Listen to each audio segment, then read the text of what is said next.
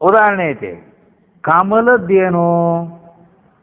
ಕಮಲದ್ದೇನು ಅಂದ್ರ ಆ ಕಮಲದ ಮಕರಂದವನ್ನು ಹೇರೋದಕ್ಕೆ ಭೃಂಗಗಳು ಬರ್ತಾವ. ಕಮಲದ ಮಕರಂದ ಸುವಾಸನೆ ಬೀರ್ತೈತಿಲ್ಲ, ಆ ಸುವಾಸನೆ ಬೀರ್ತಂದ್ರ ಅದು ಒಂದೊಂದಕ್ಕೊಂದು ಮರಳಾಗ್ಯಾವ, ಒಂದೊಂದಕ್ಕೆ ಒಂದೊಂದು ಮರಳಾಗ್ಯಾವ. ಅವು ನಿದ್ಕೊಂಡು ಅದನ್ನ ಅಳಿ ಮೀನ ಗಜ ಪತಂಗ ಮೃಗವೆಂಬಿವು ಅಳಿಯಲು ಒಂದೊಂದು ವಿಷಯಗಳು ಹಿಂಗೆ ಹೇಳ್ಯಾರ. ಒಂದೊಂದು ವಿಷಯಕ್ಕೆ ಒಂದೊಂದು ಸತ್ತು ಹೋಗ್ಯಾವ. ಆದರೆ ಬಟ್ ಬಳಸಿದ ಐದಿಂದ್ರಿಯದಳು ಸುಳಿಯಲು ನೀನು ಸುಳಿಯಲು ಎಲ್ಲೋ ಎಂತುಳಿವೆ. 5 ವಿಷಯಗಳನ್ನು ಗ್ರಹಣ ಮಾಡ್ತಿ, ನೀ ಹೆಂಗೆ ಉಳಿತೀವೋ ತಮ್ಮ ಅಂತ ಕೇಳ್ಯಾರ. ಆದ್ದರಿಂದ ಅದಕ್ಕೆ ಇಲ್ಲಿ ಆ ದೀಪದ ಹುಳಕ್ಕ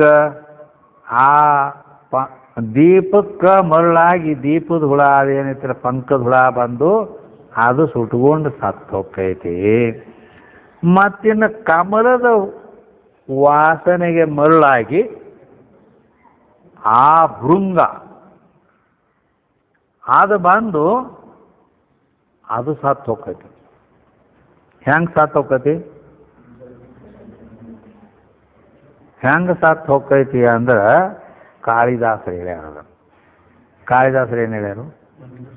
ಗಂಧಶ್ಚಾಸ್ಯ ಭುವನ ವಿದಿತಃ ಕೇತಕಿ ಸ್ವರ್ಣವರ್ಣ ಪದ್ಮಭ್ರಾಂತ್ಯ ಚಪಲ ಮಧುಪಃ ಪುಷ್ಪ ಮಧ್ಯೆ ಪಪಾತ್ ಅಂಧೀಭೂತಃ ಕುಸುಮರಜಸಃ ಕಂಟಕೈರ್ಲೂನ ಪಕ್ಷಃ ಸ್ಥಾತುಂ ಗಂತುಂ ದ್ವಯಮಪಿ ಸಖೇ ನೈವ ಶಕ್ತೋ ದ್ವಿರೇಪಃ. ದ್ವಿರೇಪ ಅಂದ್ರೆ ಭೃಂಗ. ಅದು ಹೂವಿನ ಮಕರಂದವನ್ನು ಹೇಳ್ಕೋತ ಏನು ತಿರುಗಾಡ್ತಿರ್ತೈತಿಲ್ಲ ಅದು. ಆ ಭೃಂಗ ಒಳ್ಳೆ ಸುವಾಸನೆ ಉಳ್ಳಂತ ಎಲ್ಲ ಹೂವಿನ ಮೇಲೆ ಹೋಗೋಗಿ ಕುಂತು ಅದರ ಮಕರಂದವನ್ನು ಹೀರ್ತಿರ್ತೈತಿ.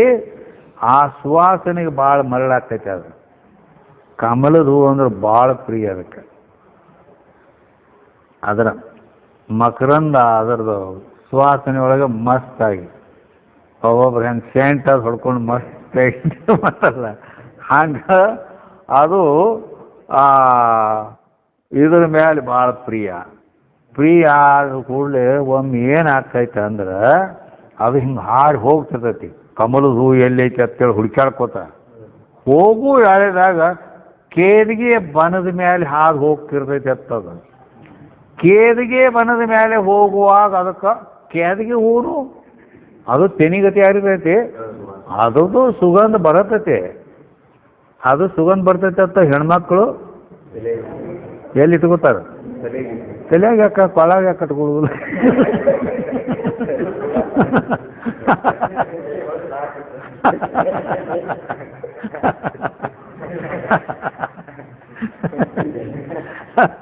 ಅದು ಅಂದ್ರೆ ಅವ್ರ ತಲೆ ವಾಸ್ತವಿಕ ಅದನ್ನ ನಮ್ಮ ಮತ್ತೊಂದು ಕಡೆ ಉಪಯೋಗ ಮಾಡಂಗಿಲ್ಲ. ಈ ಶಿವ ಸಹಿತ ಅದನ್ನ ಯು ಆರ್ ಗೆಟ್ ಔಟ್ ಅಂದ ನಾವು ಅದನ್ನು ಬರ್ಬಿಡಂಗಿಲ್ಲ. ಅವನ ಮೇಲೆ ಇಲ್ಲ. ಶಿವಲಿಂಗದ ಮೇಲೆ ಎಲ್ಲ ಇಡ್ತಾರ. ಯಾವುದೇ ಹೂವ ಇಡ್ತಾರ. ಕೆದಗಿ ಮನ ಐತೆ, ಸುಳ್ಳು ಹೇಳೈತೆ ಅಂತೇಳಿ ಸುಳ್ಳು ಸಾಕ್ಷಿ ಹೇಳೈತಲ್ಲ. ಅದಕ್ಕಾಗಿ ಅದನ್ನ ಇಲ್ಲ. ಅದನ್ನ ಮತ್ತೇನು ಮಾಡೋನು? ಸುಮ್ಮ ಯಾರು ಇದು ಮಾಡಂಗಿಲ್ಲ ಅಂದ್ರೆ ತಗೋಂಗಾರ ನಾವರ ಇದನ್ನ ಮಾಡೋಣ ಹೆಣ್ಮಕ್ಳು ಅದನ್ನ ತಗೊಂಡು ತಲೆಯಾಗ ಅದು ಇಟ್ಕೋತಾರ. ಅದು ಯಾಕೆ ಇಟ್ಕೋತಾರ? ಇಲ್ಲ ಅದ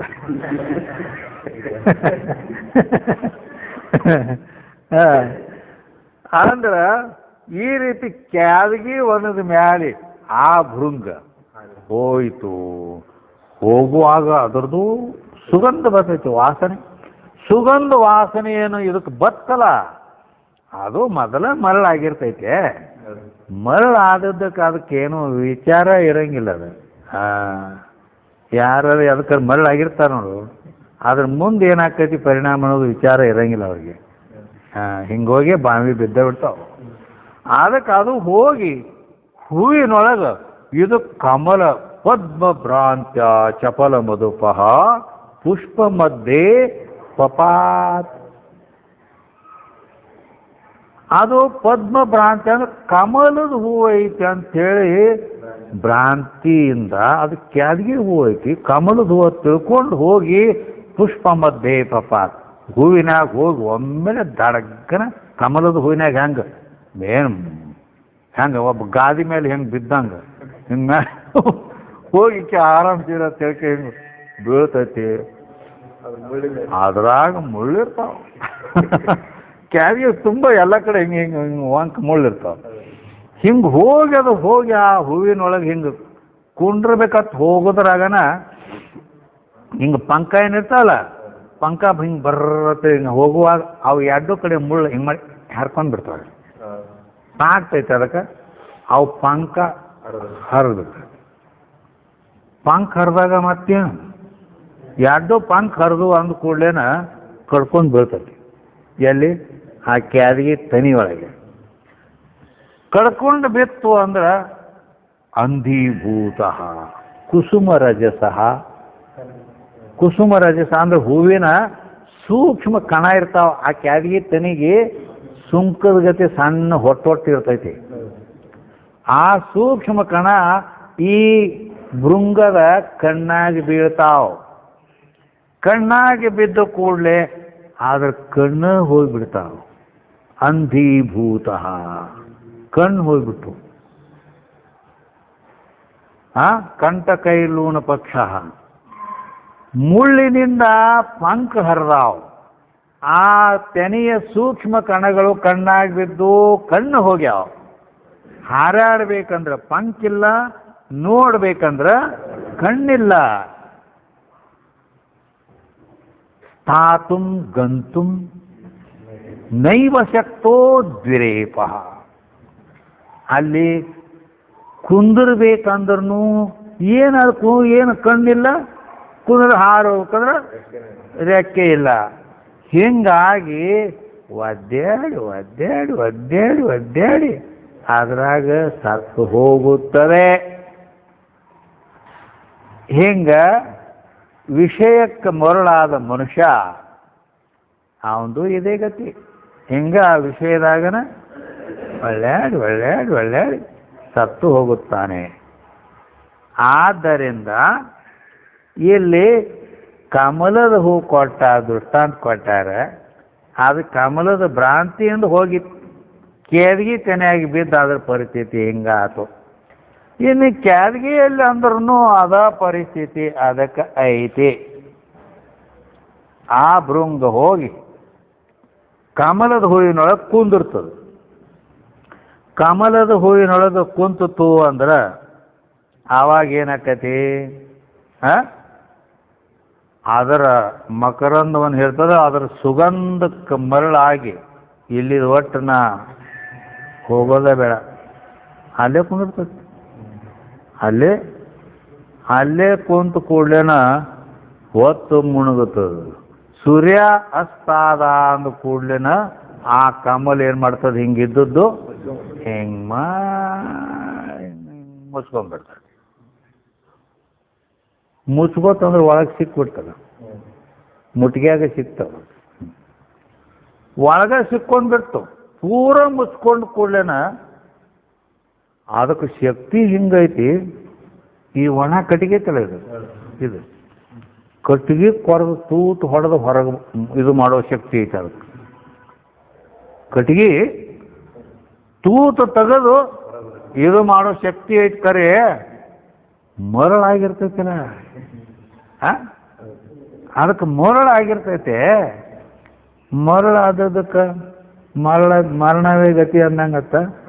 ಮತ್ತೇನು ಅಲ್ಲೇ ಇದನ್ನ ಹೆಂಗ ಕೊರೀಲಿ? ಅದಕ್ಕೆ ಏನು ಮಾಡಬಾರ್ದು, ಅಲ್ಲೇ ತಾನ ಸಾತೋಗತ್ತೆ. ಮತ್ತೆ ಈ ರೀತಿ ಅದು ಅಲ್ಲೇ ಉಸುಗಟ್ಟರೆ ಸಾಯ್ತೈತಿ. ಇಲ್ಲ ಅಟ್ಟೆ ಮೇಲೆ ಉಳಿತಂದ್ರ ನಸಿಕಿನ್ಯಾಗ ಆನೆಗಳು ಬರ್ತಾವ, ಬಂದು ಕಿತ್ತಿಕೆ ತಿಂದು ಬಿಡ್ತಾವು, ತುಳಿದಾಡಿ ಬಿಡ್ತಾವು, ಖಲಾಸ್ ಸತ್ ಹೋಕತಿ. ಈ ರೀತಿ ಮೋಹದಿಂದ ಅದು ಸತ್ ಹೋಕೈತಿ. ಹೀಗೆ ದೀಪಕ್ಕ ಹುಳ ಬಂದು ಪಂಕದ ಹುಳ ಸಾಯ್ತೈತಿ, ಕಮಲದ ವಾಸನೆಗೆ ಮರಳಾಗಿ ಈ ಭ್ರಮರ ಭೃಂಗ ಅದು ಸತ್ತು ಹೋಗ್ತೈತಿ. ಈ ರೀತಿ ಎರಡು ದೃಷ್ಟಾಂತಗಳ ಹೆಂಗದಾವು ಅದರಂತೆ ಸ್ವಯಂ ಪ್ರಕಾಶನಾದ ಆತ್ಮಜ್ಯೋತಿಯಲ್ಲಿ ಇದು ಹೊರಗಿನ ದೃಷ್ಟಾಂತ ಆಯ್ತು ಇಡುತ್ತಾನ. ಈಗ ದಾಷ್ಟಾಂತದಲ್ಲಿ ಈ ಆತ್ಮಜ್ಯೋತಿಯನ್ನ ಕಂಡು ಮುಸುಕಿದ ವಿಷಯ ಪತಂಗ ಬಿದ್ದುರುಳೆ ಅದು ನಡೆದದೆ. ಏನ್ ನಡೆದ? ಮುಸುಕಿದ ವಿಷಯ ಪತಂಗ ಬಿದ್ದು ಉರುಳೆ ಅಂತ ಹೇಳ್ಯಾರ. ಅಂದ್ರ ಇಲ್ಲಿ ಈ ಪತಂಗ ಯಾವು, ಹುಳ ಯಾವ್ದು ಅಂದ್ರ ಇಲ್ಲೆಲ್ಲ ಒಳಗೆ ಹುಳುಗಳದಾವ. ಯಾವ ಹುಳ? ಅಹಂಕಾರ ಅನ್ನೋದೊಂದು ಹುಳ ಐತಿ, ಬುದ್ಧಿ ಅನ್ನೋದೊಂದು ಐತಿ, ಮನಸ್ಸು ಅನ್ನೋದೈತಿ. ಈ ದೇಹಾದಿಗಳು ಇವನ ಅಂತ ಇವು ಅದಾವ. ಇವು ಎಲ್ಲ ಆತ್ಮನನ್ನ ಮುಚ್ಚುವಲಕ್ಕೆ ಹೋಗ್ತಾವ ಇವು. ಮತ್ತು ಅವನು ಮುಚ್ಚೆ ಇವು ತಾಮು ಇದು ಹಾಕವಲ್ಲ. ಆದ್ದರಿಂದ ಇವು ಪತಂಗ ಸದೃಶನೇ ಅದಾವ. ಆಮೇಲೆ ಮತ್ತು ಅಲ್ಲಿ ಅದನ್ನು ಹಪ್ಕೊಳಕ್ ಆದ್ರೆ ಮತ್ತೇನು ಗತಿ ಹಾಕತ್ ಗೊತ್ತಾಕತ್ತ. ಹೌದಲ್ಲ? ಅದು ಮತ್ತೇನು ಸತ್ತ ಬಿದ್ದು ಉರುಳೆ, ಸತ್ತು ಉರುಳೆ ಬಿಡುದು. ಯಾವು? ಅಹಂಕಾರ ಆಗಲಿ, ಮನಸ್ಸು, ಬುದ್ಧಿ, ಇವು ಎಲ್ಲ ಈ ದೇಹಾದಿ ಅನಾತ್ಮ ವರ್ಗಗಳೆಲ್ಲ ಇವು ನಾಶ ಆಗಿ ಹೋಗ್ತಾವ. ಅಂದ್ರೆ ಅವು ಆತ್ಮ ಅಂತ ತಾವ ಆತ್ಮ ಅಂತೇನು ಇವು ಕುಂತಿದ್ವಲ್ಲ ಅದೆಲ್ಲ ಹೋಗ್ಬಿಡ್ತು. ಆತ್ಮನನ್ನು ತಿಳಿಯಗೊಡದೆ ತಾವೇ ಆತ್ಮ ಅಂತ ಇವು ಮೊದಲು ತೋರ್ತಿದ್ವು ಅಜ್ಞಾನವಸ್ಥೆಯಲ್ಲಿ. ಮತ್ತೀಗ ಅವು ಏನಾಗ್ಬಿಟ್ಟು ಅಂದ್ರೆ ಸ್ವರೂಪಕ್ಕೆ ಆವರಣ ಮಾಡಿದ್ದು. ಹೌದಿಲ್ಲ? ಅಂದ್ರೆ ಆತ್ಮನನ್ನ ಮರೆ ಮಾಡಿ ತಾವ ಮುಂದ ಇದು ಮಾಡಿದ್ದು. ಅದಕ್ಕೆ ಇಲ್ಲಿ ಮುಸುಕಿದ ವಿಷಯ ಅಂದಾರ. ಅದಕ್ಕೆ ಏನಂದಾರು? ಮುಸುಕಿದ ವಿಷಯ. ಮುಸುಕಿದ ಅಂದ್ರೆ ಆ ಆತ್ಮನನ್ನು ಮುಚ್ಚಿ ಅದನ್ನು ತೋರ್ಗೊಡದಂತೆ ಮಾಡಿ ತಾನ ಜ್ಞಾನ ಅಂತ ಹಿಂಗ ನಡೆದಿತ್ತು. ಅಂದ್ರ ಆವರಣ ಮಾಡಿದ್ದು. ಯಾವಾಗ ಆತ್ಮಜ್ಯೋತಿ ಜ್ಯೋತಿ ರೂಪ ಆತ್ಮನಿಂದ ಇವು ಅರಿಸಿಕೊಳ್ಳಾಕ ಹತ್ತಿದಲ್ಲ, ಅರಿಸಿಕೊಳ್ಳುವುದಿಲ್ಲೋ ಅವು ಎಲ್ಲ ತಿಳಿಯವ ಆತ್ಮ. ಹೌದಿಲ್ಲ? ತಿಳಿದ ಎನ್ನೊಡನೆ ಸಮರಸ ಇನ್ನು ಬೇಡ ಎಲೆ. ಈ ದೇಹಕ್ಕೆ ಏನಂತಾನ? ಎನ್ನೊಡನೆ ಸಮರಸ ಇನ್ನು ಬೇಡ ಎಲೆ ತನುವೆ, ಎಲೆ ತನುವೆ ಮುನ್ನಿನಂತೆ ನೀನು ಅನ್ಯವೆನಗೆ. ನನಗೆ ಬೇರೆ ಅದಿ, ನೀ ಬೇರೆ ನಾವೇ, ನನ್ನ ಸ್ವರೂಪ ಬೇರೆ ನಿನ್ನ ಸ್ವರೂಪ ಬೇರೆ, ಹಿಂಗೆ ನನಗೆ ಗೊತ್ತಾಗೈತಿ. ಅದಕ್ಕೆ ಅದನ್ನ ಇವೆಲ್ಲವನ್ನ ಅರಿತಕ್ಕಂಥವ ಆತ್ಮ. ದೇಹೇಂದ್ರಿಯ ಮನೋಬುದ್ಧಿ ಸುಖಾದೀನ್ಯೋ ಘಟಾದಿವತ್ ವೇತ್ತೇನ ಮಂತರಾತ್ಮಾನ. ಅಂತರಾತ್ಮ ಏನದನಲ್ಲ ವೇತ್ತೇನ ಅವಕರನ್ನು ತಿಳಿತಾನೆ. ದೇಹ ಇಂದ್ರಿಯ ಮನ ಬುದ್ಧಿ ಎಲ್ಲಗಳನ್ನು ತಿಳಿತಾನು. ಆದ್ದರಿಂದ ತಿಳಿತಾನು ಅಂದ್ರೆ ಅವ ವಿಷಯಿ ಆದ. ಯಾವುದನ್ನು ತಿಳಿತಾನ ಅದು ಏನಾಯ್ತು? ವಿಷಯ ಆಯ್ತು. ಆದ್ದರಿಂದ ಹೆಂಗ ನೇತ್ರಕ್ಕೆ ವಿಷಯ ಘಟ ಇದು ಗಡಿಗೆ ಐತಿ ಅಂತ ಕಣ್ಣು ತಿಳಿತಾ ಇಲ್ಲ, ಹಾಗೆ ಹೇಗಿದು ದೃಶ್ಯವಾಗೈತಿಲ್ಲ ಘಟ, ಅದರಂತೆ ಆತ್ಮನಿಂದ ನೇತ್ರದಿಂದ ಅರಿಸಿಕೊಳ್ಳತಕ್ಕಂಥ ಘಟ ದೃಶ್ಯ ಐತಿ. ಮತ್ತು ಆತ್ಮನಿಂದ ಅರಿಸಿಕೊಳ್ಳತಕ್ಕಂಥ ದೇಹ, ಇಂದ್ರಿಯ, ಮನೋಬುದ್ಧಿ, ಅಹಂಕಾರ ಇವೆಲ್ಲ ಇವನು ಅರಿಸ್ಕೊಳ್ತಾವ. ಅಂದಮೇಲೆ ಆತ್ಮ ಸ್ವರೂಪ ಅಲ್ಲಿ ಯಾಕೆ ಅರಿಸ್ಕೊತಾವ ಅಂದಮೇಲೆ ಇವು ದೃಶ್ಯ. ಅದು ಅವ ಅರಿಯೋ ಆತ್ಮ ಹೆಂಗಾಕತಿ? ಯಾವುದು ದೃಶ್ಯ ಇರ್ತೈತಿ ಅದು ಅನಾತ್ಮ ಇರ್ತೈತಿ. ಆದ್ದರಿಂದ ಇವು ಆತ್ಮನಿಂದ ಅರಿಸಿಕೊಳ್ತಾವು ಅಂದ ಮೇಲೆ ಇವು ವಿಷಯಗಳಾದ ಅಹಂಕಾರಾದಿಗಳು ಏನದವಲ್ಲ ಇವ ಪತಂಗಗಳು ಆ ಸ್ವಯಂ ಜ್ಯೋತಿ ಅನ್ನುವ ದೀಪವನ್ನ ಮರಿ ಮಾಡ್ಲಾಕ್ ಹೋಗಿ ಮುಚ್ಚಲಾಕ್ ಹೋಗಿ ಸುಟ್ಕೊಂಡು ಬಿದ್ದೂರುಳೆ. ಹೌದಲ್ಲ? ಬೀಳ್ತಾವ. ಈ ರೀತಿ ಅವು ಆತ್ಮ ಅಂತ ಮೊದಲು ತಾವ ಜಿಗಿರ್ಯಾಡಿ ಹೋಗಿ ಮುಂದೆ ಎಲ್ಲ ಅಜ್ಞಾನ ಅವಸ್ಥೆಯಲ್ಲಿ ಮಾಡಿದ್ವು. ಈಗ ಏನಾಯ್ತು? ಅನಾತ್ಮ ಇವು ಏನೇನು ಕಿಮ್ಮತ್ತಿಲ್ದಂಗೆ ಆಗ್ಬಿಡ್ತಾವ. ಈ ರೀತಿ ಆಯ್ತಾವ. ಅದಕ್ಕೆ ಮುಂದೆ ಏನು ಹೇಳ್ಯಾರು?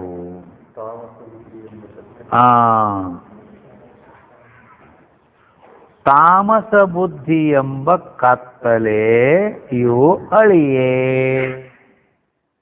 ತಾಮಸ ಬುದ್ಧಿ ಎಂಬ ಕತ್ತಲೆ ಅಳಿಯೇ ಅಂದ್ರೆ ದೀಪ ಪ್ರಕಾಶಮಾನ ಆಯ್ತಂದ್ರ ಕತ್ತಲೆ ಇರ್ತೈತೆ.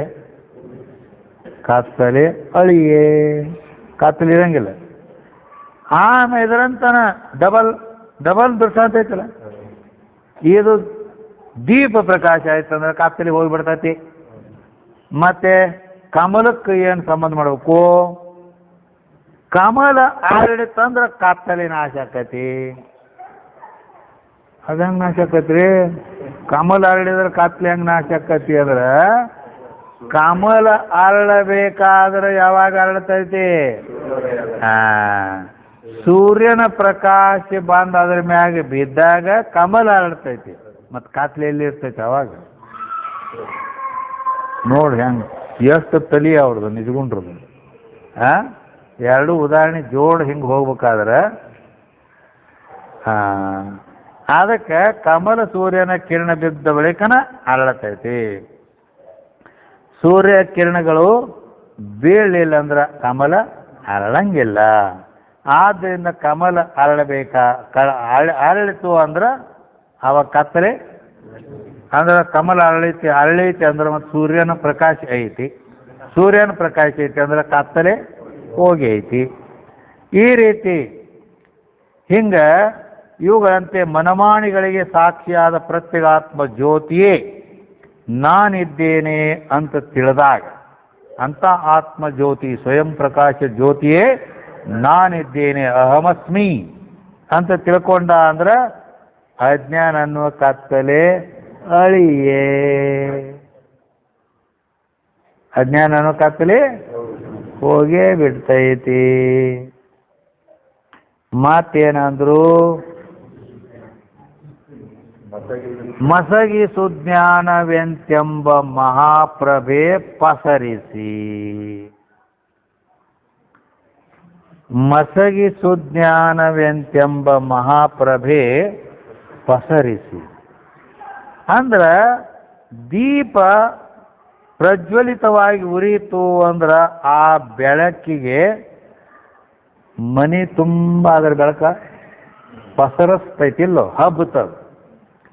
ಆದ್ರಂಗ ಕಮಲ ಸೂರ್ಯನ ಬೆಳಕು ಬಿದ್ದು ಕೂಡಲೇ ಕಮಲ ಏನ್ ಮಾಡ್ತೈತಿ? ಅದು ಪಸರಿಸುತ್ತದೆ, ಹರಡ್ತದೆ. ಅಂದ್ರ ಆವಾಗ ಅದರ ಸೌಂದರ್ಯ ಮತ್ತು ಸುವಾಸನೆ ಅಂತಕ್ಕಂಥದ್ದು ಎಲ್ಲ ಕಡೆಗೆ ಬೀರ್ಲಕ್ಕತ್ತೈತಿ. ಕಮಲ ಅರಳಿದ ಕೂಡಲೇ ಅದರ ಸೌಂದರ್ಯ ಮತ್ತು ಸುವಾಸನೆ ಅನ್ನೋದು ಬೀರ್ತೈತಿ. ಹಿಂಗೆ ಈ ಎರಡು ದೃಷ್ಟಾಂತಗಳಂತೆ ಅಹಂ ಬ್ರಹ್ಮಾಸ್ಮಿ ಅನ್ನುವ ಅಪರೋಕ್ಷವಾದ ಸುಜ್ಞಾನ ಅಂತಕ್ಕಂಥ ಬೆಳಕು, ನಾನು ಅಸಂಗನಿದ್ದೇನೆ, ಆನಂದ ಸ್ವರೂಪನಿದ್ದೇನೆ, ನಿತ್ಯೋಹಂ ಶುದ್ಧೋಹಂ ಮುಕ್ತೋ ಅಹಂ ಅಂತ ಹೇಳಿಕೆ ಹಿಂಗೆ ಯಾವಾಗ ಈ ಜ್ಞಾನ ಅಂತಕ್ಕಂಥದ್ದು ಪಸರಿಸಿಲಾಕಿ ಬೆಳಕಾದ್ರದ ಈ ಜ್ಞಾನ ಜ್ಯೋತಿ ಈ ರೀತಿ ಪ್ರಕಟ ಆಯಿತು ಅಂದ್ರೆ ಆವಾಗ ಈ ರೀತಿ ಅವು ಏನಾಗ್ತದ ಅಂತಂದ್ರ ಈ ಅಜ್ಞಾನ ರೂಪ ಕತ್ತಲೆ ಹೋಗೇ ಬಿಟ್ಟಿರ್ತದ. ಇವು ಏನು ಅವು ಅನಾತ್ಮ ಅನ್ನೋ ಹುಳ ನಾಶ ಆಗಿ ಹೋಗಿಬಿಟ್ಟಿರ್ತಾವು. ಮತ್ತ ಆ ಜ್ಯೋತಿ ಹೆಂಗೈತಿ ಅಂತಂದ್ರ ಕತ್ತಲೆ ಹೇಳಿ ಮಸಗಿ ಸುಜ್ಞಾನವೆಂತೆಂಬ ಮಹಾಪ್ರಭೆ ಅದ ಆಗೈತಲ್ಲ ಈಗ ಪಸರಿಸಿ ಮಾಯಾ ಕಾಳಿಕ ಪೋರ್ಧದ ಅಟಕಸ್ತ ಮಾಯಾ ಕಾಳಿಕ ಪೋರ್ಧದ ಮಾಯಾ ಕಾಳಿಕ ಪೋರ್ಧದ ಅಂದ್ರ ಮಾಯಾ ಕಾಳಿಕ ಕಾಳಿಕ ಅಂದ್ರ ಕಾಡಿಗೆ ದೀಪ ಹಚ್ಚದ ಮೇಲೆ ಅದು ಸ್ವಲ್ಪ ಟೈಮ್ ಉರಿದ ನಂತರ ಆವಾಗ ಅದಕ್ಕೆ ಒಂದು ಕಾಡಿಗೆ ಬರ್ತದ. ಆ ಬತ್ತಿಗೆ ಒಂದು ಕಾಡಿಗೆ ಕುಡಿ ಕುಡಿ ಕುಡಿ ಅಂದ್ರ ಪಂಜಾಬಿ ಭಾಷಾದಾಗ ಹುಡುಗಿ ಅಂತ ಅರ್ಥ. ಕುಡಿ ಪಂಜಾಬಿ ಸಿಖ್ರು ಇರ್ತಾರಲ್ಲ ಅಲ್ಲಿ ಅವ್ರು ಕುಡಿ.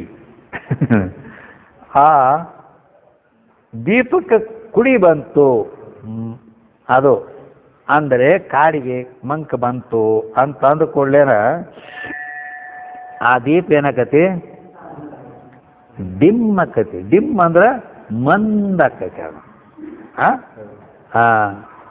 ಅದಕ್ಕೆ ಆವಾಗ ಏನ್ ಮಾಡ್ತಾರು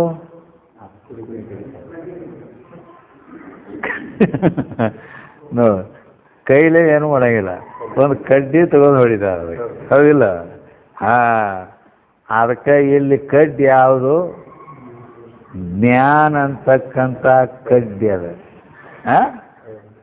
ಆ ಜ್ಞಾನ ಅಂತಕ್ಕಂಥ ಕಡ್ಡಿಯಿಂದ ಆ ಕಪ್ಪು ದೀಪದ ಕುಡಿ ಹಿಂಗ್ ಮಾಡಿ ಹೊಡೆದ್ರ ಅದು ಉದುರಿ ಕೆಳಗೆ ಬೀಳ್ತತಿ.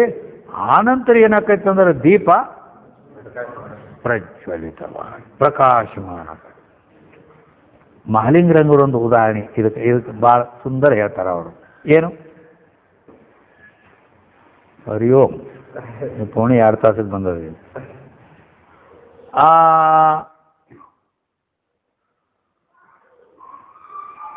ಅಲ್ಲುಂಟು ಇಲ್ಲೆಲ್ಲವೆನದೆ ಕಾಲತ್ರಯದೆ ಎಲ್ಲೆಲ್ಲೂ ಪರಿಪೂರ್ಣವಾಗಿ ತುಂಬಿಹುದು ಎಂತಿಹುದು ಪರವಸ್ತು. ಇದ ಪರವಸ್ತು ಪರಬ್ರಹ್ಮ ವಸ್ತು ಅದು ಎಂತಿಹುದು ಪರವಸ್ತು ಎಂದು ಚಿಂತಿಸಲಾಕೆ ಅಂತು ಎಂತಿಹುದೇನ ಬಾರದಂತಿಹುದು ಅಂತ ಹೇಳ್ಕೊಂಡು ಬಂದು ಅಲ್ಲಿ ಉಂಟು ಇಲ್ಲಿಲ್ಲ ಎನದೆ ಅಲ್ಲೈತಿ ಇಲ್ಲಿಲ್ಲ ತಿಂಗ್ ಹೇಳಿಸ್ಕೊಳ್ಳೋದಿಲ್ಲ.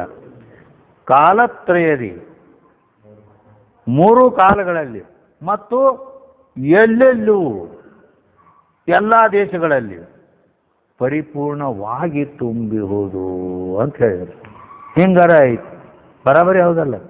ಅದು ಎಲ್ಲ ದೇಶದಲ್ಲೈತಿ, ಎಲ್ಲ ಕಾಲಗಳಲ್ಲೈತಿ, ಎಲ್ಲ ಕಡೆ ಪರಿಪೂರ್ಣವಾಗಿ ತುಂಬಿಕೊಂಡೈತಿ. ಮತ್ತೊಂದು ಮಾತು ಹೇಳ್ಯಾರ ಅದ್ರಾಗ, ಹಿಂಗೆ ಎಲ್ಲದರಲ್ಲಿ ಐತಿ. ಆದರೆ ಬಲ್ಲವರ ಹೃದಯದೊಳಗೆ ಉಲ್ಲಾಸವಾಗಿರುತ್ತ ಸಲ್ಲಲಿತ ಗುರುರಂಗ ನೆನೆಸಿರಾಜಿಪುದು ಅಂತ ಒಂದು ಮಾತು ಹೇಳ್ಯಾರ. ಏನು ಬಲ್ಲವರ ಹೃದಯದೊಳಗೆ ಉಲ್ಲಾಸವಾಗಿ ಇರ್ತೈತಿ ಅಂತ ಹೇಳ. ಮತ್ತು ಉಳ್ದವ್ರ ಹೃದಯದಾಗ ಇರಂಗಿಲ್ಲ ಅದ. ನೋಡಿ ಹೆಂಗದ ಅಲ್ಲ, ಎಲ್ಲದರಲ್ಲಿ ಐತೆ ಅಂತಾರ ಹೇಳ್ಯಾರ. ಎಲ್ಲ ಕಡೆಗೂ ಐತೆ ಅಂತ ಹೇಳಿ ಬಲ್ಲವರ ಹೃದಯದೊಳಗೆ ಉಲ್ಲಾಸವಾಗಿರ್ತೈತಿ ಅಂದ್ರ ಹಂಗಂದ್ರೆ ಏನಂದ್ರ ದೀಪ ಅಂತೂ ಎಲ್ಲರ ಹೃದಯದಾಗ ಆತ್ಮಜ್ಯೋತಿ ಐತೆ. ಆದ್ರ ಈ ಅಜ್ಞಾನಿಗಳ ಹೃದಯದಾಗ ಹೆಂಗೈತಿ ಅಂದ್ರ ಆ ಕುಡಿ ಬಂದ ದೀಪದಂತೆ ಸುಮ್ಮ ಡಿಮ್ ಆಗಿ ಹಿಂಗೆ ಮಾಡ್ಕೊಂಡು ಸುಮ್ಮ ಮಿಣಕ್ ಹಿಂಗೈತೆ ಅಲ್ಲಿ. ಆದ್ರ ಜ್ಞಾನಿಗಳು ಏನ್ ಮಾಡ್ಯಾರ, ಜ್ಞಾನ ಅಂತಕ್ಕಂಥ ಕಡ್ಡಿಲೆ ಆ ಕುಡಿಯನ್ನು ಹಿಂಗೆ ಹೊಡೆದ್ ಬಿಟ್ಟಾರ. ಹೊಡೆದ ಕೂಡಲೇನ ಉಲ್ಲಾಸವಾಗಿರ್ತದೆ. ಕುಡಿ ಹಾದ ಕೂಡಲೇನ ದೀಪ ಪ್ರಕಾಶಮಾನವಾಗಿ ಹೆಂಗ ಬೆಳಗುತ್ತದೋ ಹಂಗ ಅವರ ಹೃದಯದಲ್ಲಿ ಇಲ್ಲಿ ಆವರಣ ಅನ್ನುವುದನ್ನ ಕುಡಿ. ಈ ದೀಪಕ್ಕೆ ಹೆಂಗ ಮಂಕ ಕುಡಿ ಬಂದಿರ್ತದೆ, ಹಂಗ ಇಲ್ಲಿ ಆತ್ಮನಿಗೆ ಆವರಣ ಆಗಿರ್ತದೆ, ಅಜ್ಞಾನದ ಆವರಣ. ಅದನ್ನ ಅಹಂ ಬ್ರಹ್ಮಾಸ್ಮ ಅನ್ನುವ ಜ್ಞಾನ ಅಂತಕ್ಕಂಥದ್ದು ಏನ್ ಮಾಡ್ತದ, ಹೊಡೆದು ಬಿಡ್ತದ.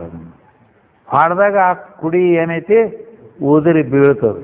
ಆವಾಗ ಆತ್ಮಜ್ಯೋತಿ ಅದು ಪ್ರಕಾಶಮಾನವಾಗಿ ಬೆಳಗ್ತದೆ. ಹಂಗ ಬಲ್ಲವರ ಹೃದಯದೊಳಗೆ ಅಂದ್ರೆ ಬ್ರಹ್ಮಜ್ಞಾನಿಗಳು ಏನದಲ್ಲ, ಆತ್ಮಜ್ಞಾನಿ ಯಾರಿಗಾಗ್ಯದ ಅವರ ಹೃದಯದಲ್ಲಿ ಅದು ಪ್ರಕಾಶಮಾನವಾಗಿ ನಿರಾವರಣವಾಗಿ ಅಲ್ಲಿ ಬೆಳಗುತ್ತದೆ ಅನ್ನೋದು ಅರ್ಥ. ಅದಕ್ಕೆ ಬಲ್ಲವರ ಹೃದಯದೊಳಗೆ ಉಲ್ಲಾಸವಾಗಿರುತ್ತೆ. ಸಲ್ಲಲಿತ ಗುರುರಂಗ ನೆನೆಸಿ ರಾಜಿಪುದು ಅಂತ ಹೇಳ್ಯಾರ. ಈ ರೀತಿ ದೀಪಕ್ಕೆ ಆ ಕುಡಿ ಅಂತಕ್ಕಂಥದ್ದು ಬಂದಾಗ ಕಡ್ಡಿಯಿಂದ ಅದನ್ನು ಹೊಡಿತಾರ. ದೀಪ ಕಪ್ಪಾದ ಮಕ್ಕನ್ನು ಆವಾಗ ಕಳ್ಕೊಂಡ ಮೇಲೆ ಆವಾಗ ಅದು ಪ್ರಕಾಶಮಾನವಾಗಿ ಬೆಳಗುತ್ತದೆ. ಕಮಲನು ಕೂಡ ಕಪ್ಪಾದ ರಾತ್ರಿಯ ಕತ್ತಲೆಯನ್ನು ಹೊಂದಲಾರ್ದಂಗೆ ಇರ್ತೈತಿ. ಕಮಲ ಅದಕ್ಕೂ ಯಾವುದು ದೃಷ್ಟಾಂತಕ್ಕೂ ಹೊಂದಾಣಿಕೆ ಆಗ್ಬೇಕಲ್ಲ. ದೀಪದ ಬರೋಬರಿ ಆತ, ಕಮಲಕ್ಕ ಏನು ಹೇಳಾವಿಲ್ಲ. ಎರಡೂ ದೃಷ್ಟಾಂತ ಬರೋಬ್ಬರಿ ಜೋಡಿ ತಗೊಂಡು ಹೋಗ್ಬೇಕು. ಹಿಂಗದ ಅಂದ್ರೆ ಸೂರ್ಯ ಮುಳುಗದ ಅಂದ್ರ ಕಮಲ್ ಏನ್ ಮಾಡ್ತದ, ತನ್ನ ದಳಗಳನ್ನು ಹಿಂಗೆ ಮುಚ್ಕೊಂಡ್ ಬಿಡ್ತದೆ, ಮುಚ್ಕೋತದ. ಆದ್ದರಿಂದ ಆ ಕಪ್ಪನ್ನು ಕತ್ತಲೆ ಅನ್ನೋ ಕಪ್ಪನ್ನು ಏನ್ರ ಅದು ಇದು ಮಾಡ್ತದಾನ, ಸಂಬಂಧ ಇಲ್ಲ ಅದಕ್ಕೆ.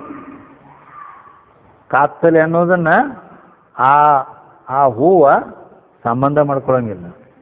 ಯಾಕ ತನ್ನ ಇದು ಮುಚ್ಕೊಂಡು ಒಳಗಾಗಿಬಿಡ್ತದ, ಕತ್ತಲಿಗೆ ಸಂಬಂಧ ಮಾಡ್ಕೊಳ್ಳೋದಿಲ್ಲ ಅದು. ಹೇಗೆ ಈ ರೀತಿ ದೃಷ್ಟಾಂತದಂತೆ ಸ್ವಯಂ ಜ್ಯೋತಿ ಆದ ಯಾವ ಆತ್ಮಜ್ಯೋತಿ ಏನೈತಿ, ಮಾಯಾ ಅಂತಕ್ಕಂಥ ಕಪ್ಪನ್ನ ಇಲ್ಲದಂಗ ಆಗಿ ಬಿಟ್ಟಿರ್ತದ. ಹೀಗೆ ಹೇಳೋದ್ರಿಂದ ಇಲ್ಲಿ ಶ್ರೀಮನ್ ನಿಜಗೊಂಡರು ಏನು ಅವರಲ್ಲಿ ಕಂಡ ಬತ್ತು ಅಂದ್ರೆ, ಕೆಲವರು ಏನೇನು ಹೇಳ್ತಿರ್ತಾರೆ, ಅವ್ರ ಶಕ್ತಿ ವಿಶಿಷ್ಟಾದ್ವೈತಿಗಳು ಅಂತ ಹಿಂಗ ಕೆಲವರು ಕಲ್ಪನಾ ಮಾಡ್ತಾರೆ. ಇಲ್ಲಿ ಮಾಯಾಕಾಳಿಕ ಪೋರ್ಧದ ಅನುಪಮ ಅಂದಾಗ ಅದನ್ನ ಮಾಯಾ ಅನ್ನು ಕುಡಿ ಹೊಡೆದು ಹೋಗದೇವೆ ಅಂತ ಹೇಳ್ಯಾರ ಅವರು. ಅವ್ರ ಶಕ್ತಿ ವಿಶಿಷ್ಟ ಅದ್ವೈತಿಗಳು ಮಾಯೆಯನ್ನು ಬಿಡೋದಿಲ್ಲ. ಬಿಟ್ಟು ಅಂದ್ರೆ ನಿನ್ನ ವಶಿಷ್ಠನ ಹೆಂಗ್ ಮಾಡಿತ್ತು ಗೊತ್ತೇನತ್ತಾರ,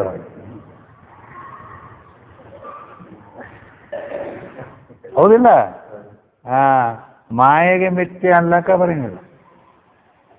ಆದ್ದರಿಂದ ಇಲ್ಲಿ ವಿಶಿಷ್ಟ ಅದ್ವೈತಿಗಳಲ್ಲ, ಅವರು ಪಕ್ಕ ಅದ್ವೈತಿಗಳು. ಅದ್ವೈತ ಅಂದ್ರೆ ಏನು? ದ್ವೈತ ಅಂದ್ರೆ ಎರಡು, ಅದ್ವೈತ ಅಂದ್ರೆ ಎರಡಿಲ್ಲ, ಒಂದ ಅಂದ್ರೆ ಏಕಮೇವ ದ್ವಿತೀಯಂ ಬ್ರಹ್ಮ. ಮತ್ತೊಂದು ಏನ್ ತರ್ತಿ ಅದ್ರಾಗ?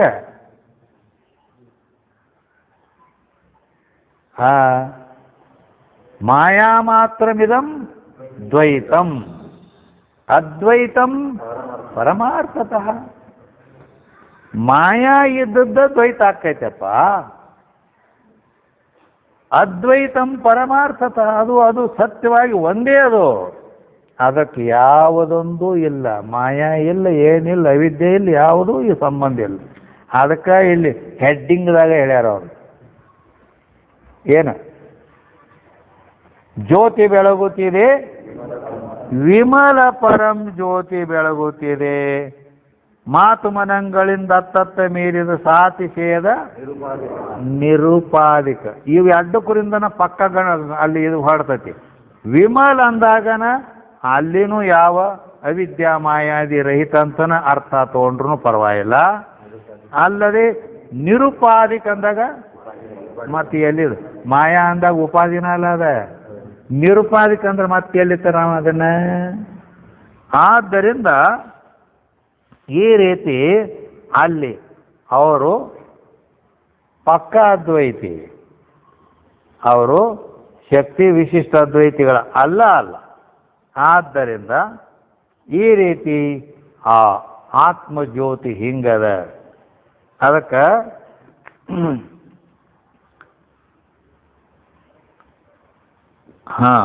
ಈ ರೀತಿ ಹೇಳ್ಕೊಂಬಂದಾರ. ಅಲ್ಲದೆ ಇನ್ನೊಂದು ಮಾತು ಕಡೆಗೆ ಪೋರ್ಧದ ಅನುಪಮ ಅನ್ನೋದೊಂದು ಇದು ಇಟ್ಟಾರ. ಅನುಪಮ ಅಂದ್ರೆ ಉಪಮಾ ಕೊಡಲಿಕ್ಕೆ ಬರಲಾರ್ದು. ಉಪಮಾ ಕೊಡಬೇಕಾದ್ರೆ ಸಾದೃಶ್ಯ ಬೇಕಲ್ಲ. ಸಾದೃಶ್ಯ ಅಂದ್ರೆ ಇನ್ನೊಂದು ಬೇಕಾದ, ಹೌದಿಲ್ಲ? ಭೇದ ಸಹಿತ ಸಮಾನ ಧರ್ಮಕ್ಕೂ ಸಾದೃಶ್ಯ. ತದ್ಭಿನ್ನತ್ವೇ ಸತಿ ತದ್ಗತ ಭೂಯೋ ಧರ್ಮವಾನ್ ಸಾದೃಶ್ಯ. ಮತ್ತೆ ಹಿಂಗೆ ಇನ್ನೊಂದನ್ನು ಎಲ್ಲಿ ತಪ್ಪಿ ಇನ್ನೊಂದಿಲ್ಲ. ಏಕಮೇವ ದ್ವಿತೀಯಮ್ಮ. ಆದ್ದರಿಂದ ಅದಕ್ಕೆ ಉಪಮಾ ಕೊಡಲಿಕ್ಕೆ ಅದು ಆಸ್ಪದ ಇಲ್ಲ. ಆದ್ದರಿಂದ ಅದು ಅನುಪಮ ಐತಿ. ದುಷ್ಟಾಂತರಹಿತವಾಗಿ ಸ್ವಯಂ ಪ್ರಕಾಶ ರೂಪ ಆತ್ಮಜ್ಯೋತಿ ಸದಾ ಬೆಳಗುತ್ತಿದೆ. ಅಯ್ಯೋ. ಇನ್ನ ಮೂರನೇ ನುಡಿಯೊಳಗೆ ಏನು ಹೇಳ್ತಾರು? ಪ್ರಣವಾಕಾರದ ಗುಣಮೂರು ಮುಟ್ಟದ ಗಣನೆಗೆ ಅತೀತ ಅರ್ಥವನೇ ತೋರುವ ಅಣುಮಾತ್ರ ಚಲನೆಯಿಲ್ಲದ ಮೋಕ್ಷ ಚಿಂತಾಮಣಿ ಎನಿಸುವ ಶಂಭುಲಿಂಗವೇ ತಾನಾದ ಜ್ಯೋತಿ ಬೆಳಗುತ್ತಿದೆ. ವಿಮಲ ಪರಂ ಜ್ಯೋತಿ ಬೆಳಗುತ್ತಿದೆ ಅಂತ ಹೇಳ್ಯಾರ. ಪ್ರಣವಾಕಾರದ ಅಂದರೆ ಓಂಕಾರ ಏನೈತಿಲ್ಲ. ಪ್ರಣವ ಅಂದ್ರೆ ಓಂಕಾರ. ಆ ಓಂಕಾರ ಅನ್ನೋದು ಅದು ಹಿಂಗ್ ಮಾಡಿ ಹಿಂಗ್ ಗೋಲ್ ರೌಂಡ ತಗೋತೈತಿ. ಹಿಂಗ್ ಮಾಡಿ ಕನ್ನಡ ಅಲ್ಲ, ಸಂಸ್ಕೃತ. ಯಾಕ ಮೂಲ ಸಂಸ್ಕೃತ ಐತಿ ಅದಕ್ಕೆ. ಆದ್ದರಿಂದ ಅದಕ್ಕೆ ಓಂಕಾರ ಅನ್ನೋದು ಇದು ಹೆಂಗೈತಿ? ಗೋಲ್. ಪೃಥ್ವಿನೂ ಗೋಲ ಐತಿ ಹಂಗ. ಅದಕ್ಕೆ ಪ್ರಣವಾಕಾರದ. ಇಲ್ಲಿ ದೀಪದ ಬೆಳಕು ಹೆಂಗೈತಿ? ಅದನ್ನು ಗೋಲಾಕಾರ ಐತಿ. ದೀಪ ಇಟ್ಟಂದ್ರೆ ಮತ್ತೆ ಸುತ್ತ ರೌಂಡ್ ಮತ್ತೆ ಅದು ಬೀಳೋದಲ್ಲ, ಮತ್ತೆ ರೌಂಡ ಇರ್ತೈತಿ. ಏನು ಚೌಕ್ ಬೀಳ್ತೈತಿ? ಏನು ಮೂಲಿ ಬೀಳ್ತೈತಿ?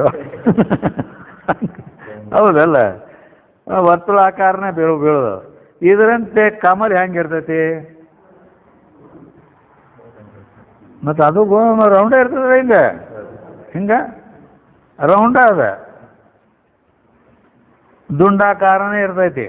ಹಿಂಗೆ ಎರಡೂ ದೃಷ್ಟಾಂತಗಳಲ್ಲಿ ಅವು ಹೆಂಗೋ ಹಾಗ ಈ ಪ್ರಣವಾಕಾರದ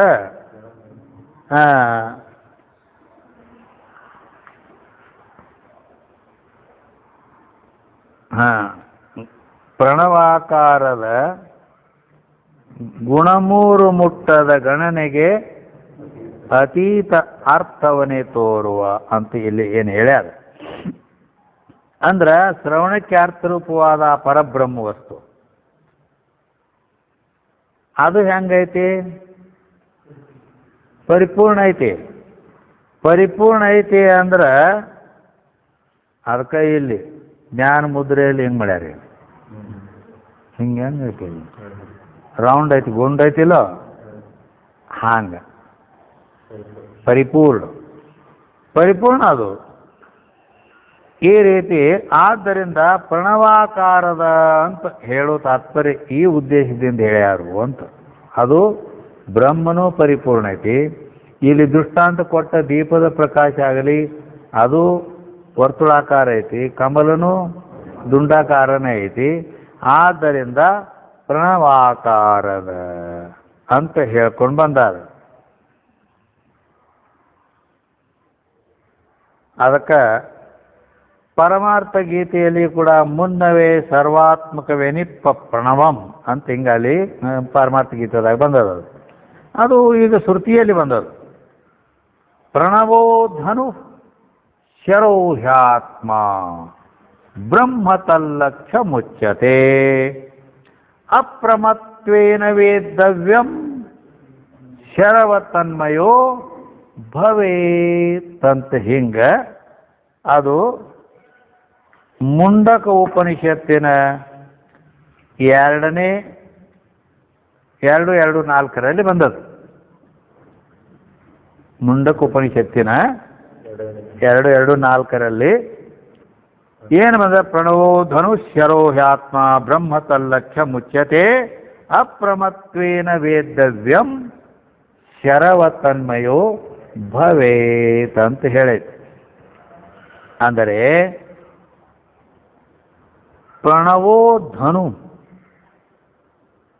ಪ್ರಣವೈತಲ್ಲ ಓಂಕಾರ, ಆ ಪ್ರಣವವನ್ನ ಧನುಷ್ಯವನ್ನಾಗಿ ಮಾಡ್ಬೇಕಾಗ್ತದೆ. ಧನುಷ್ ಬಿಲ್ ತರಲ್ಲ ಅದು. ಬಾಣ ಏನು ಮಾಡಬೇಕು? ಶರೋಹ್ಯಾತ್ಮ, ಜೀವಾತ್ಮನನ್ನ ಬಾಣ ಮಾಡ್ಬೇಕು. ಬಾಣ ಬಿಲ್ಲಿಗೆ ಒಂದು ಬಾಣ ಇರ್ತೈತಲ್ಲ ಅದು.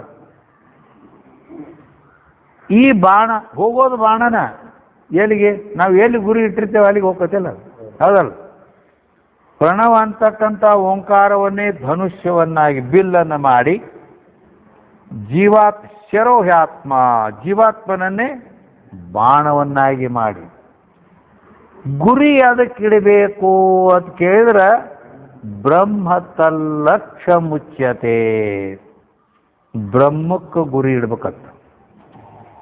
ಬ್ರಹ್ಮಕ್ಕೆ ಗುರಿ ಇಟ್ಟು ಈ ಪ್ರಣವ ಅನ್ನುವ ಧನುಷ್ಯನ್ನು ಹಿಗ್ಗಿಸಿ ಈ ಜೀವಾತ್ಮನನ್ನು ಅದಕ್ಕೆ ಹಚ್ಚಿ ಆ ಬ್ರಹ್ಮಕ್ಕೆ ಗುರಿ ಇಟ್ಟು ಹೊಡೆದು ಬಿಡ್ಬೇಕತ್ತ. ಈ ಜೀವಾತ್ಮನು ಬಾಣ ಹೋಗಿ ಬ್ರಹ್ಮದೊಳಗೆ ಪ್ರವೇಶ ಆಗ್ತದೆ. ಅಪ್ರಮತ್ವೇನ ವೇದ್ಯವ್ಯಂ, ಇದ್ರಾಗ ಪ್ರಮಾದ ಆಲಸ್ಯ ಇವು ನಡೆಯಂಗಿಲ್ಲ. ಜಾಗೃತವಾಗಿ ಕೆಲಸ ಮಾಡಬೇಕು ಅಂತ ಹಿಂಗೆ ಹೇಳೈತೆ ಅಲ್ಲಿ. ಈ ರೀತಿ ಅವಾಗ ಏನಾಗ್ಬಿಡ್ತಾನವ? ಜೀವ್ ಬ್ರಹ್ಮನ ಆಗಿಬಿಡ್ತಾನೆ. ಮತ್ತೇನು ಅದ್ರಾಗ ಹೋಗಿ ಏಕಾಗ್ಬಿಡ್ತಾನೆ.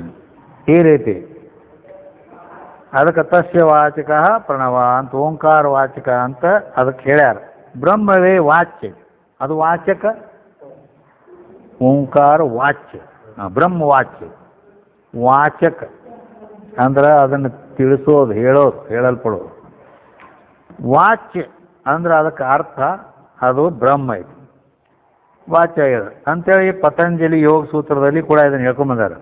ಆದ್ದರಿಂದ ಪೂರ್ಣ ಪರಬ್ರಹ್ಮವು ಪ್ರಣವಾಕಾರವಾಗಿದೆ. ಅದಕ್ಕೆ ಪ್ರಣವಾಕಾರದ ಇಲಿತನ ಹೇಳ್ತದೆ.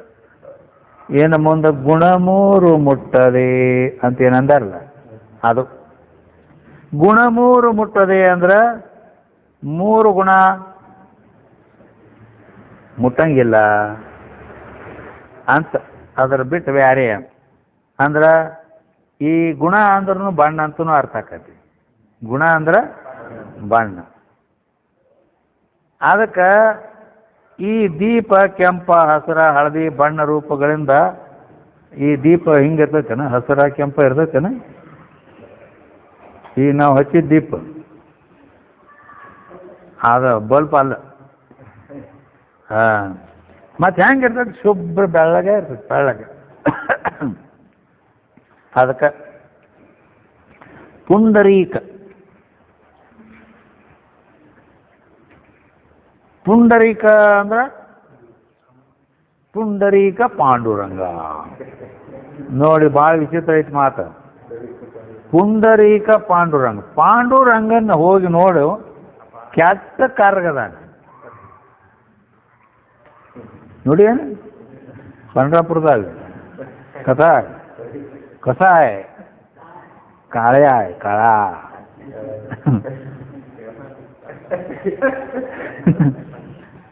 ಅವ ಕ್ಯಾಟ ಕಾರಗದಾನು ಅವಂಗೇನಂತ ಕರಿತಾರು ಪುಂಡರೀಕ ಪಾಂಡುರಂಗ ಅಂತ. ಪುಂಡರೀಕ ಅಂದ್ರೂ ಬೆಳೆಯದೆ ಕಮಲದ ಅಂತ. ಪಾಂಡುರಂಗ ಪಾಂಡುರಂಗ ಅಂದ್ರೆ ಬೆಳ್ಳದ. ನಾವು ನೋಡಿದ್ರೆ ಅಂದ್ರ ಆ ಮೂರ್ತಿ ಹಂಗೈತಿ ಕರೆ ಒಳಗಿನ ಆತ್ಮಜ್ಯೋತಿ ಮನುಷ್ಯ ಹೊರಗೆ ಕಾರ್ಗಿರ್ತಾನು, ಒಳಗೆ ಆತ್ಮಜ್ಯೋತಿ ಹಂಗೈತಿ, ಅದು ಬೆಳಗ್ಗೆ ಪ್ರಕಾಶಮಾನವಾಗೈತಿ. ಹಿಂಗೆ ತಿಳ್ಕೋಬೇಕ. ಆದ್ದರಿಂದ ಅವ ಪಂಡ್ರಾಪುರದಾಗ ಕಾರ್ಗ ಮೂರ್ತಿ ಇದ್ರು ಕೂಡ ಅವನ ಸ್ವರೂಪ ಹೆಂಗೈತಿ ಅಂದ್ರೆ ಬೆಳ್ಳಗ ಪ್ರಕಾಶಮಾನ ಸ್ವರೂಪ ಐತಿ, ಅಂದ್ರೆ ಶುಭ್ರವಾಗಿ ಅದ. ಈ ರೀತಿ ಬಿಳೆ ಕಮಲ ಯಾವ ಬಣ್ಣ ರೂಪ ಗುಣಗಳನ್ನು ಹೊಂದದೆ ಇರುತ್ತದೆ. ಈ ದೃಷ್ಟಾಂತದಂತೆ ಆತ್ಮಜ್ಯೋತಿ ಆದರೂ ಸತ್ವರಜ ತಮಗಳೆಂಬ 3 ಗುಣಗಳನ್ನು ಮುಟ್ಟುವುದಿಲ್ಲ. ಅದು ಆತ್ಮಜ್ಯೋತಿ 3 ಗುಣಗಳನ್ನ ಮುಟ್ಟುವುದಿಲ್ಲ. ಅಂದ್ರೆ ನಿರ್ಗುಣವಾಗಿ ಐತಿ ಅಂತ. ಅದಕ್ಕನ ಅದು ಶ್ವೇತಾಚತುರ್ಪನಿಷತ್ತಿನಲ್ಲಿ ಏಕೋ ದೇವ ಸರ್ವಭೂತೇಶು ಗೂಢ ಅಂತ ಹಿಂಗೆಲ್ಲ ಹೇಳ್ಕೊತ ಹೋಗಿ ಕಡೆಗೆ ಸಾಕ್ಷಿ ಚೇತ ಕೇವಲೋ ನಿರ್ಗುಣಶ್ಚ ಅಂತ ಶ್ವೇತಾಚತುರ್ಪನಿಷತ್ತಿನಲ್ಲಿ ಹೇಳ್ಕೊಂಡು ಬಂದಾರ. ಆದ್ದರಿಂದ ಈ ರೀತಿ ಪ್ರಣವಾಕಾರದ ಗುಣಮೂರು ಮುಟ್ಟದೆ ಅಂತ ಅದಕ್ಕೆ ನಿದ್ಗುಂಡ್ರಂತಾರೆ. ಇನ್ನು ಮುಂದೇನು? ಗಣನೆಗೆ ಅತೀತಾರ್ಥವನೇ ತೋರುವ. ಗಣನೆಗೆ ಅತೀತ ಅರ್ಥ ಲೆಕ್ಕ ಪಕ್ಕ ಮಾಡ್ಲಕ್ಕೆ ಬರಂಗಿಲ್ಲ. ಹೆಂಗ ದೀಪದ ಬೆಳಕ ಕೋಲಿಯಲ್ಲಿ ಒಂದು ಸಣ್ಣ ಕೋಲಿಯಾಗಿಟ್ಟೇವಿ. ಎಷ್ಟೈತಿ ಬೆಳಕ? ಒಂದು ಗಡಿಗೆ ಆಗಿಟ್ಟೇವೆ ಅಂತೇಳಿ. ಗಡಿಗೆ ಆಗಿಟ್ರ ಗಡಿಗೆ ಅಟ್ಟ ಇರ್ತೈತಿ. ಒಂದು ಸಣ್ಣ ಕೋಲಿಯಾಗಿಟ್ರ ಕೋಲಿ ಎಟ್ಟ ಆಕತಿ. ಈ ಭವನದಾಗಿಟ್ರ ಈ ಭವನದಷ್ಟು ಆಕತಿ. ಅಂಗಳದಾಗಿಟ್ರ ಅಂಗಳದ ತಕ್ಕತಿ. ಅದಕ್ಕಾಗಿ ಇದು ವಾಸ್ತವಿಕವಾಗಿ ಲೆಕ್ಕ ಮಾಡ್ಲಕ್ಕೆ ಬರ್ತೈತೆ. ಇಟ್ಟ ಐತಿ ಅಟ್ಟ ಐತಿ ಅಂತೇಳಿ ಅದಕ್ಕೆ ಲೆಕ್ಕನೇ ಇಲ್ಲ. ಹೀಗದ. ಅದಕ್ಕೆ ಈ ಗಣನೆಗೆ ಅತೀತವಾಗೈತೆ. ಅದು ಲೆಕ್ಕಕ್ಕೆ ಬಾರದಂತೆ ಆಗೈತಿ. ಇದು ದೀಪ. ಇನ್ನು ಅದ್ರ ಜೋಡಿದಾರ ಕಮಲ ಅದ ಹೆಂಗೈತಿ? ಅದ ಹೆಂಗೈತಿ ಅಂದ್ರೆ ಅದನ್ನು ಹಂಗೈತಿ. ಅದ ಹೆಂಗೈತಿ? ಅದರದು ಸುವಾಸನೆ ತಗೋ, ಇದ್ರದ್ದು ಬೆಳಕು ತಗೋ, ಕಮಲದ್ದು ಸುವಾಸನೆ ತಗೋ ಎಲ್ಲಿ ತನ ಬೆಲಿಗೆ ಅಲ್ಲಿ ತನಕ ಬೀರತೈತಿ. ಹಂಗ ನೀವೊಂದು ಕೋಲ್ಯಾಗ ಇದ್ರೆ ಕೋಲ್ಯಾಗ ಸುವಾಸನೆ ಬರ್ತೈತಿ. ಮತ್ತು ಈ ಭವನದಾಗಿದ್ರೆ ಭವನದಾಗ ಎಲ್ಲ ಬೆಳಕು ಅದು ಸುವಾಸನೆ ಬರ್ತೈತಿ. ಮತ್ತು ಹೊರಗಂದ್ರೆ ಹೊರಗೆ ಬರ್ತೈತಿ. ಹಿಂಗೆಲ್ಲ.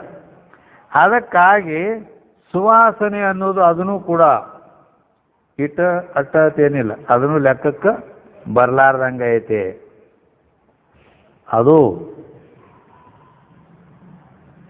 ಸತ್ಯವತಿಯ ಯೋಜನಗಂಧ ಗೊತ್ತೈತಿಲ್ಲ? ಜ್ಞಾನಶಿವ ಯೋಜನೆಗಂಧ. ಅವು ಯೋಜನೆ ಅಂದ್ರೆ ಏನು ಹರಿದಾರಿ ಗಟ್ಲೆ ಅಷ್ಟು ಸುಗಂಧ ಅದ. ಅಂದ್ರೆ ಅರ್ಥಾರ್ಥ ಈ ರೀತಿ ಸುಗಂಧಕ್ಕೂ ಇಟ್ಟು ಅಟ್ಟು ಲೆಕ್ಕ ಹೇಳಕ್ ಬರೋದಿಲ್ಲ. ಅದು ಎಲ್ಲಿ ತನಕ ವಾಯು ನಡೀತದ ಅಲ್ಲಿ ತನಕ ಅವು ಇದು ಆಗ್ತಾವ. ಆದ್ದರಿಂದ ಗಣನೆ ಅಂದ್ರೆ ಲೆಕ್ಕಕ್ಕೆ ಬರುವುದಿಲ್ಲ. ಈ ದೃಷ್ಟಾಂತಗಳಂತೆ ಪರಂಜ್ಯೋತಿ ಆದರೂ ಅದನ್ನೂ ಲೆಕ್ಕಕ್ಕೆ ಬರುವುದಿಲ್ಲ. ಅದಕ್ಕೆ ನಿಂತ್ಕೊಂಡು ಅಣು ಪರಿಮಾಣ ಮಧ್ಯಮ ಪರಿಮಾಣಗಳ ಎಣಿಕೆ ತನ್ನೊಡಗೂಡದಿಹುದರಿಂದೆ ಇದನ್ನ ಎಲ್ಲ ಗುಣಜಾತಿ ಕರ್ಮಾದಿ ರಹಿತತ್ವದಿಂದೇ ಕರಣವಿಡಿಯೋದುದರಿಂದ ಅದ್ವಯನೋ ಗುಣಜಾತಿ ಕರ್ಮಾದಿ ರಹಿತತ್ವದಿಂದ ಅಲ್ಲದೆ ಅಣು ಪರಿಮಾಣ ಮಧ್ಯಮ ಪರಿಮಾಣಗಳ ಎಣಿಕೆ ತನ್ನ ಒಡಗೂಡದಿಹುದರಿಂದ ಅಂತ ಹೇಳ್ಯಾರ.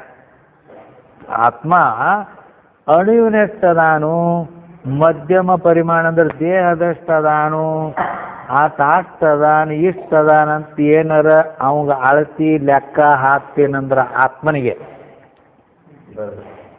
ಅವು ಯಾವ ಲೆಕ್ಕಕ್ಕೆ ಬರಲಾರ್ದು ಅದಾವ. ಆದ್ದರಿಂದ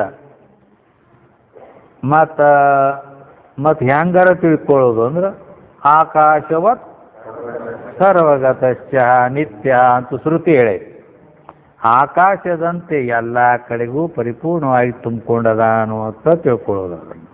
ಹೆಂಗೈತಿ ಮತ್ತೆ ಲೆಕ್ಕ ಏನು ಮಾಡ, ಆಕಾಶದ ಲೆಕ್ಕ ಮಾಡ್ಕೊಂಬಂಗಾರ ಎಷ್ಟು ಫೂಟ್ ಐತಿ ಅದಕ್ಕೆ ಲೆಕ್ಕಕ್ಕೆ ಅತೀತವಾಗಿ ಬಿಟ್ಟೈತಿ.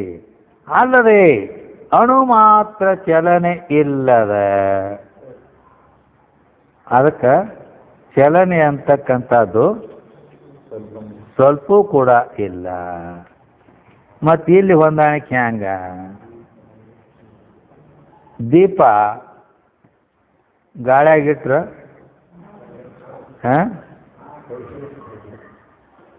ಅದೇನೋ ಅಂತಾರ, ಅದನ್ನು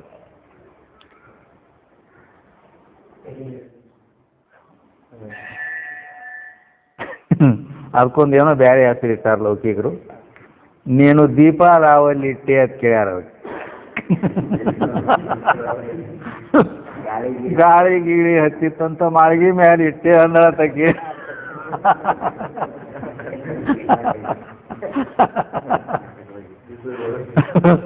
ಏನ್ ಮಾಡ್ತಿ? ಮತ್ ಮಾಳಿಗೆ ಮೇಲೆ ಗಾಳಿಗೆ ದೀಪ ಇಟ್ರ ಅದು ಗಾಳಿಗೆ ಒಂದು ಸೌನ ಚಲನೆ ಇಲ್ಲದ ಇರ್ತೈತಿ ಅಲ್ಲಿ. ಅದು ದೀಪ ಗಾಳಿ ಇಲ್ದಲ್ಲಿದ್ರ ಅದು ಚಲನೆ ಇಲ್ಲದ ಇರ್ತೈತಿ.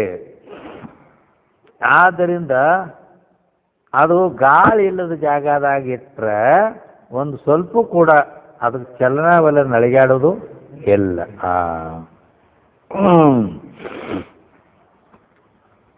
ಇನ್ನ ಕಮಲ ಅದು ಜೋಡಿದಾರ ಕಮಲದ್ದು ಹೆಂಗಿನ್ನ ಮತ್ತೆ ಅದನ್ನು ತಗೊಳ್ಬೇಕಲ್ಲ, ಜೋಡಿ ತಗೊಂಡ ಹೋದ.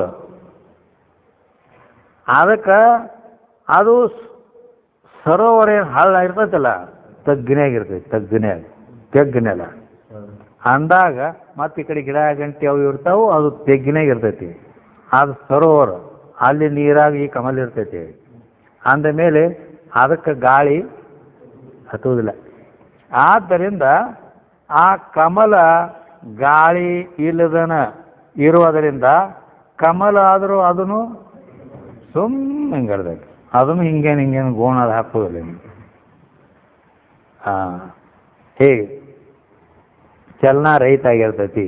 ಈ ದೃಷ್ಟಾಂತದಂತೆ ಸ್ವಯಂ ಪ್ರಕಾಶ ಆತ್ಮಜ್ಯೋತಿ ಪರಿಪೂರ್ಣವಾಗಿರೋಣದ್ರಿಂದ ಅಚಲವಾಗಿ ಅಚಲ ಪರಬ್ರಹ್ಮ ವಸ್ತು ಮೊದಲು ಅಚಲ.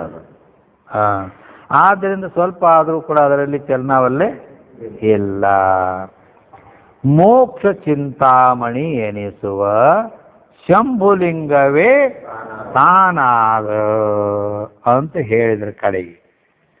ಆ ಮೋಕ್ಷ ಚಿಂತಾಮಣಿ ಎನಿಸುವ ಶಂಭುಲಿಂಗವೇ ತಾನಾದ ಅಂದ್ರ ನಾವು ಯಾವ ಪದಾರ್ಥಗಳನ್ನು ಕಾಣಬೇಕಂತ ಹೇಳಿ ನಾವು ಇಚ್ಛಾ ಮಾಡಿ ದೀಪ ಏನ್ ಮಾಡ್ತದ? ಕತ್ತಲೆಯನ್ನು ದೂರ ಮಾಡ್ತದ.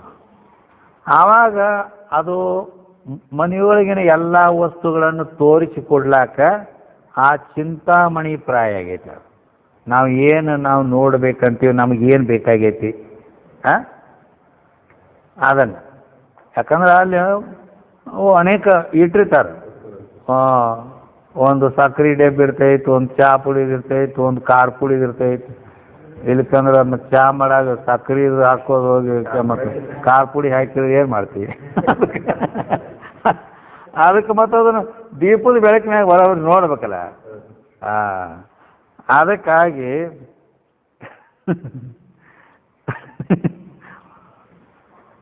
ಸಕ್ಕರೆಗೆ ಇರಿವು ಗಂಟು ಬೀಳ್ತಿದ್ದು ಹೊತ್ತ. ಇರಿವು ಗಂಟು ಬೀಳಾಕತ್ತಾನ, ಏನು ಮಾಡಬೇಕು ಇರುವಿಗೆ? ಅವರು ಎಲ್ಲ ಬರ್ದಿದ್ದ ಡಬ್ಬಿಗಳ ಮೇಲೆ ಇದು ಸಕ್ಕರೆ ಡಬ್ಬೆ, ಇದು ಖಾರ ಪುಡಿ ಡಬ್ಬೆ, ಇದು ಹಿಂಗೆಲ್ಲ ಬೇರೆ ಬೇರೆ, ಇದು ಚಹಾ ಪುಡಿ ಡಬ್ಬಿ, ಹಿಂಗೆಲ್ಲ ಬರ್ದಿದ್ರ. ಹೆಣ್ಮಗಳು ಅಂದ್ರು ಬರೆದಿಟ್ಟೇವತ್ತ ಅವು ಬಂದು ಇಲ್ಲೇ ಹೋಗ್ತಾವ. ಅದಕ್ಕಾಗಿ ಇದನ್ನ ಮಾಡ್ಬೇಕು ಇವಕ್ಕೆ ಬರಾಬರಿ ಅಂತ ಹೇಳಿ ಆ ಖಾರ ಪುಡಿ ಡಬ್ಬಿ ಈ ಸಕ್ರೆ ಡಬ್ಬಿ ಅಂತ ಬರೆದಿಟ್ಟಳಕಿ. ಅಂದ್ರೆ ಇವು ಆ ಕಡೆ ಹೋಗ್ಲಿ ಅಂತೇಳಿ ಆಯ್ದ ಮುಂದೆ ಇಟ್ಟು ಮಾಡಿ ಇಟ್ಟು ಕೂಡ್ಲೇನ ಅದು ಮುಂದಾಕಿ ಎಲ್ಲೇ ಹೋಗಿದ್ರು. ಗಂಡ ಆಫೀಸಿಂದ ಬಂದ ಕೂಡಲೇನ ಒಂದಿಟ್ಟು ಚಹಾ ಮಾಡ್ಕೋಬೇಕು. ಆಕೆಯರಿಗಿಲ್ಲ, ಮತ್ತೇನು ಮಾಡೋದು ನಾನು ಅಲ್ಲಿಂದ ಮತ್ತೆ ನಾನೇ ಒಂದಿಟ್ಟು ಮಾಡ್ಕೊಂಡ್ರೆ ಆಯ್ತು ಅಂತೇಳಿ ಹೋಗಿ ಅವನು ನೀರು ಇಟ್ಟ ಎಲ್ಲ ಮಾಡಿದ, ಚಹಾ ಪುಡಿ ಹಾಕದ. ಇನ್ನು ಸಕ್ರೆ ಹಾಕಬೇಕು ಅಂತೇಳಿ ವಿಚಾರ ಮಾಡ್ದ, ನೋಡ್ದ ಇಲ್ಲಿ ಸಕ್ರೆ ಡಬ್ಬಿ ಎತ್ತು ಬರ್ದಾರು ಅಂತ ಆ ಡಬ್ಬಿ ತೆಳಗೆ ತಗೊಂಡ ಲೈಟ್ ಹೋಗ್ಬಿಟ್ಟು ಕರೆಂಟ್ ಹೋಯ್ತು. ಇನ್ನೇನು ಮಾಡೋದು? ಇರೋದಕ್ಕೆ ತಗೋ ಹಂಗ ಏನೋ ಅಂದಾಜು ಹಾಕಿ ಬಿಡೋಣ ತೇಳ್ಕೆ ಅದನ್ನ ತಗೊಂಡು ಹಾಕಿದ. ಲೈಟ್ ಹೋದ್ರೆ ಬರ್ಲಿಲ್ಲ, ಲಘು ನಿನ್ನಿಗತಿ ಬರ್ಲಿಲ್ಲ. ಇರೋದಕ್ಕೆ ಹೋಗಿ ಮಾರಿ ಕುಡಿದು ಬಿಡೋದು. ಕುಡಿತಾನ ಒಟ್ಟು ಖಾರ ಬರ್ದೋದಾರ ಸಕ್ರೆ ಡಬ್ಬಿ ಮತ್ತು ಹಿಂಗ್ಯಾಕನ ಇರಿವು ಗಂಟು ಬಿದ್ದಿದ್ದು ರೀ, ಅದಕ್ಕೆ ನಾ ಬದ್ಲಿ ಹೆಸರು ಹಿಂಗೆ ಬರ್ದು ಆ ಕಡೆ ಇದು ಮಾಡಿದ್ನಿ ಅಂತ ಹಂಗ ಅದಕ್ಕೆ ಹಂಗೆ ಆಕೈತಿ ಬಾ ಅಂತ ಹೇಳಿ ದೀಪ ಏನು ಮಾಡ್ತದೆ ನಮಗೆ ಆ ಪದಾರ್ಥಗಳನ್ನು ಎಲ್ಲ ತಿಳಿಸಿಕೊಡ್ಬೇಕಲ್ಲ. ಅದಕ್ಕೆ ಚಿಂತಾಮಣಿ ಪ್ರಾಯ ಐತಿ. ನಾವೇನು ಚಿಂತನೆ ಮಾಡ್ತೀವಿ ಅದಕ್ಕೆ ನಮಗೆ ಒದಗಿಸ್ಕೊಡ್ಲಕ್ಕೆ ದೀಪ ಸಹಾಯಕ ಆಕೈತಿ. ಇದರಂತೆ ನಾವು ಮತ್ತು ಮನಸ್ಸು ಉಲ್ಲಾಸಮಯ ಆಗಿ ಹೊಂದಬೇಕಾದ್ರೆ ಆ ಇಚ್ಛೆಯುಳ್ಳವರಾಗಿ ಕಮಲದ ಹತ್ತರ ಹೋಗ್ತಾರೆ. ಕಮಲ ಅಂದ್ರೆ ಭಾಳ ಅದಕ್ಕೆ ಪ್ರಜಂತಿ ಕೊಡುವಾಗ ಅದನ್ನ ಕೊಡ್ತಿರ್ತಾರೆ.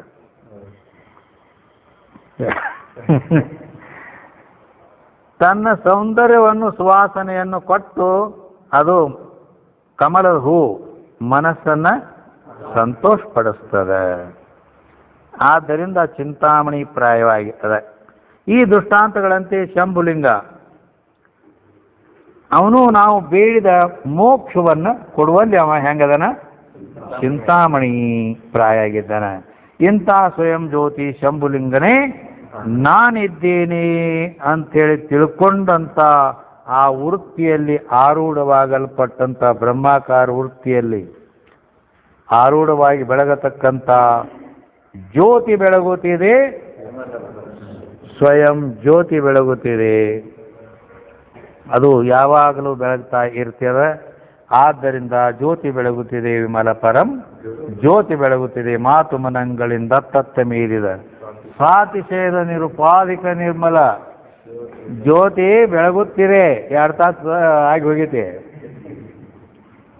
ಇಲ್ಲಿಗೆ ಶ್ರೀಮನ್ ನಿಜಗುಣರ ಕೈವಲ್ಯ ಪದ್ಧತಿಯ ಜ್ಞಾನ ಪ್ರತಿಪಾದನ ಸ್ಥಳ ಇದಾನಿಂ ಸಮಾಪ್ತಂ ಅಭವತ್.